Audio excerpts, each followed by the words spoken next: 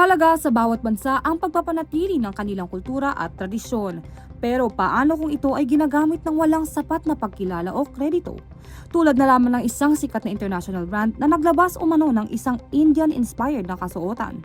Ang nasabing palda ay ibinebenta raw ng Ralph Lauren sa halagang umaabot halos 30,000 piso. Nakalista ito sa kanilang website bilang print cotton wrap skirt na may disenyong iniuugnay sa tradisyonal na bandani tie-dye mula sa rehiyon ng Gujarat at Rajasthan sa India. Hindi ito nagustuhan ng ilang netizens na ayon sa kanila ay isang halimbawa ng cultural appropriation dahil sa umano'y pagkopya at tila hindi mabigyan-bigyang sapat na kredito ang bansang pinagmulan nito. Sa kasalukuyan, wala pa namang opisyal na pahayag ang Ralph Lauren ukol sa nasabing issue. Samantala, bukod sa naturang brand, naharap rin noon ng ilan pang sikat na fashion brand gaya ng Prada at Dior sa umanong cultural borrowing, kung saan hindi kinikilala ang kultura at tradisyon na pinaniniwalaang pinagmulan ng ilan sa kanilang mga produkto.